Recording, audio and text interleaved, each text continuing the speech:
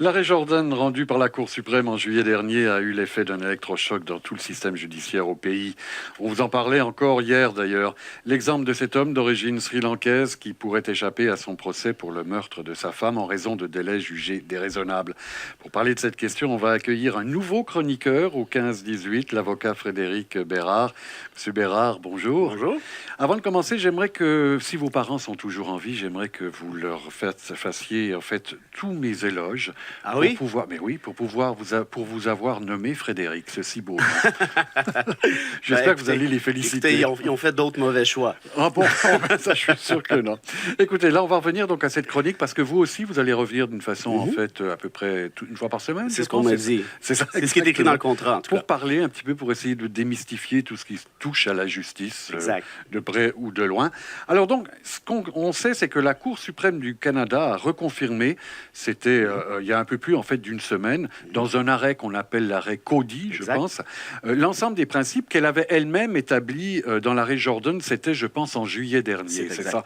Alors, est-ce que c'est une bonne chose? Rappelez-nous un petit peu ce qui a été En décidé. fait, c'est ça. On se rappelle qu'en juillet dernier, dans l'arrêt Jordan, la Cour a donné, justement, vous l'avez dit, un électrochoc important au système judiciaire canadien en disant les délais actuels sont beaucoup trop longs, le système de justice est engorgé, tout ça est ridicule. Il y a un droit qui est fondamental, qui est prévu à la Charte canadienne, qui est aussi prévu à la Charte québécoise, qui est prévu dans la plupart des instruments de protection des droits de l'homme à l'échelle internationale, qui est celui d'être jugé dans un délai raisonnable. Voilà. Et la Cour suprême dit, écoutez, nous, on vous a dit au début des années 90, dans 2 arrêts distincts, que les délais étaient excessifs. Ils le sont encore aujourd'hui. Vous n'avez pas pris les mesures. Là, aujourd'hui, on va prendre le taureau par les cornes et on va fixer des délais très, très pointus, c'est-à-dire 18 mois dans les cours provinciales, 30 mois en cour supérieure. Évidemment, il y a des exceptions qui sont prévues. Il y a une période de transition qui est prévue aussi. Mais tout ça pour dire que la Cour s'est assurée de faire en sorte que les gouvernements prennent les moyens nécessaires pour respecter un droit qui est quand même constitutionnel. Maintenant, et il y a eu des critiques énormes, notamment depuis quelques jours, avec l'affaire dont vous venez de citer, mais ça fait déjà plusieurs mois que tout le monde parle de l'arrêt Jordan au pays, particulièrement au Québec. Oui, pareil dans cette affaire-là, d'ailleurs. Ben oui, évidemment. Et moi, je vous dirais que je suis très critique des critiques sur l'arrêt Jordan, dans l'optique où, premièrement, c'est un droit qui est fondamental, qui vaut quelque chose, à mon sens.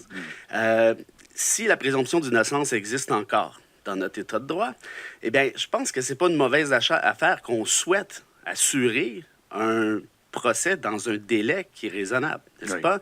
Si vous êtes accusé et vous savez innocent, qu'est-ce que vous diriez si vous aviez à attendre 5, 6, 7, 8 ans avant d'obtenir le verdict? Vous trouveriez ça probablement injuste. Même chose pour votre famille. L'autre chose aussi, c'est pour les victimes. Ça, on n'en parle pas souvent, mais l'arrêt Jordan est une excellente chose pour les victimes. Pourquoi? Parce qu'on force justement le système judiciaire à agir beaucoup plus promptement. Si vous êtes une victime d'un acte criminel, souhaitez-vous que l'accusé en question soit condamné dans les 18 ou les 30 mois ou après 5, 6, 7 ou 8 ans? Évidemment, vous souhaitez, j'imagine, tourner la page le plus rapidement possible. Donc, vous voyez, ça, c'est le genre de vertu qui émane directement de l'arrêt Jordan dont on parle assez peu. C'est ça, parce que, en fait, ce dont on parle le plus lorsque l'on parle de l'arrêt Jordan, c'est le fait que, par exemple, ce monsieur du Sri Lanka, là, va échapper à la justice parce qu'il a attendu trop longtemps derrière les barreaux avant d'être jugé. Donc, les gens sont, peut-être à juste titre, scandalisés pour ça. Et puis ça, on peut comprendre que ça peut heurter, en un sens, l'espèce de sentiment de confiance envers le système judiciaire. Cela dit, il faut relativiser plusieurs choses. Sur les questions de meurtre, il y a seulement 3 accusés qui ont obtenu un arrêt de procédure, le dernier étant celui dont vous parlez. Il y en a un autre dont la cause est actuellement en appel, et dans l'affaire du Sri Lankais dont vous parlez, la Cour d'appel va rendre une décision prochainement. C'est juste. Alors donc, attendons voir.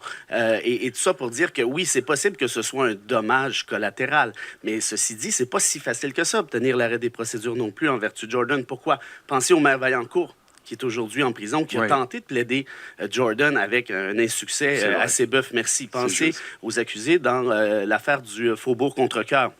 Même chose, ces gens-là sont en prison aujourd'hui.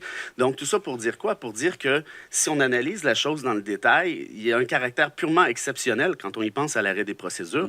Et pour le reste, on force justement les gouvernements actuellement à nommer des juges, à embaucher des procureurs de la Couronne, à augmenter les ressources nécessaires qui, somme toute, au final, sera une bonne chose, je pense, pour le système de justice canadien. Et Frédéric, vous permettez que je vous appelle comme ça? Bien. Bon, d'accord.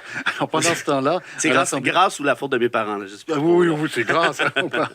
Alors, À l'Assemblée nationale, parce qu'il y a aussi évidemment les politiciens qui se mêlent de ça, il y a l'opposition qui poursuit la ministre Vallée afin qu'elle fasse adopter une disposition dérogatoire, là je pense que c'est comme ça que vous appelez ça, de façon à suspendre temporairement les effets de l'arrêt de Jordan. Qu'est-ce que vous en pensez? Bon, ça c'est embêtant, parce que vous voyez, là, quand on parle de Jordan, on parle particulièrement de ça, c'est-à-dire la disposition de dérogation. C'est ce qui a pris le haut du pavé, en un sens. Et pour moi, c'est une distraction, parce que malheureusement, et quoi qu'on en dise, Québec n'a pas la compétence pour adopter la disposition de dérogation dans ce cas-ci. La disposition de dérogation, pour faire une histoire courte, c'est quoi? C'est un mécanisme qui est prévu aux chartes canadiennes, chartes québécoises, qui permet de suspendre les effets d'un arrêt, par exemple Jordan. Québec ne peut pas dans ce cas-ci. Et pourquoi? C'est assez simple, parce que la compétence ici est en matière de droit criminel. Le droit criminel, c'est fédéral. L'objet véritable ici là, de la question, c'est quoi? C'est du droit criminel. C'est pas de la procédure, c'est le droit criminel comme tel qui, je le répète, est de compétence fédérale. Et donc, de ce fait-là, Québec n'a pas cette compétence. Et s'il adoptait la disposition de dérogation, comme le souhaite l'opposition, là, on aurait un sacré problème. Pourquoi? Parce que la disposition en finirait probablement à être invalidée. Et là, on retournerait tout le monde à la case départ avec une tonne de dommages collatéraux, évidemment. Frédéric Bérard, avocat, je vous remercie beaucoup et je vous souhaite une belle saison, vous aussi, vous également, à notre antenne. Vous êtes bien gentil, merci. Au revoir. Au revoir. Et là-dessus, tout de suite, nous